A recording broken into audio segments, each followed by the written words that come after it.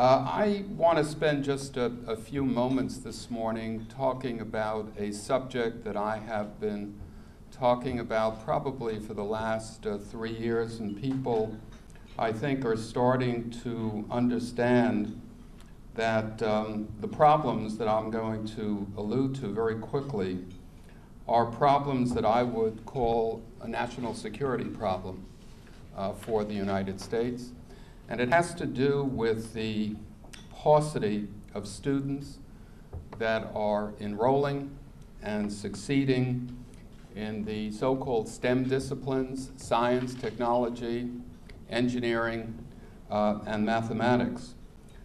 Equally worrisome are the very, very small numbers of students from underrepresented groups in these disciplines. I'll give you one datum that I think will catch your attention. 3 years ago, in the United States, there were 14 doctorates given to African Americans in the United States in mathematics. An appallingly small number. The numbers are not that more extreme when you look at engineering and physics, especially the natural sciences.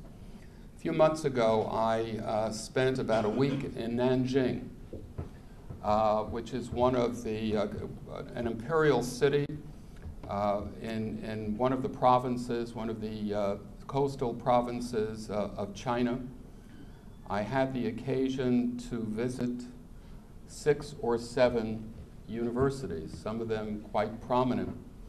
And I asked a question, and the purpose of the trip was really to understand what kinds of mechanisms and machinery they're putting in place to attract large numbers of students in mathematics and in engineering and the physical sciences in general. And I said to each of the presidents of the universities that I had occasion to chat with, how many new doctoral students are you admitting to study at your university each year in mathematics? And how many are you inviting to study in physics each year? And the number was about 125 students each year in mathematics and in physics at each of the universities that I chatted with. And this was one city in a very, very large country. Just to put this into perspective, each year, Columbia, Princeton, Harvard, Stanford, places of this stature invite in about 15 to 20 students a year. And let me tell you that when you go into the laboratories where some of these students are working, you do not see American students.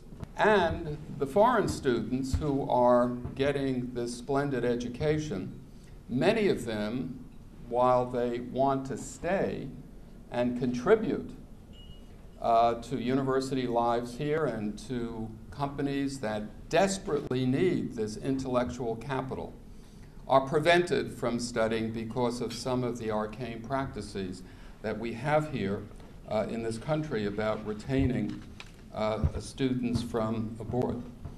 The question I ask is, how did we get and how did we arrive at this place, and how is this crisis growing? The problem that we have today that we did not have in the mid-50s, when the United States woke up to the fact that a Marshall Plan, metaphorically, a Marshall Plan was needed to infuse resources and excitement into the studying of mathematical phenomenon and physical phenomenon. The problem that we have today is that our young people, and I don't want to paint this with a broad brush, but you just see the data and you have to look underneath the hood to look at those data carefully, understand that these disciplines take hard work, focused work, And yes, these are difficult disciplines. And in order to succeed, one has to work hard and be focused and be willing to give up and sacrifice other things in order to succeed. More than 90% of all scientists and engineers globally will be living in Asia. More than 50% of all engineering doctoral degrees awarded by the United States engineering colleges are going to foreign nationals and growing. What is it that we are going to do about this problem, and how are we going to get our hands about it so that we can make the changes that have to go on? Let me pause for just a second to say that I do see some light shining through some of this darkness. And the most recent example of this occurred in this city just several days ago when it was announced about the startling successes that we've had in this city under Joel Klein's leadership in getting math scores up substantially from what they were.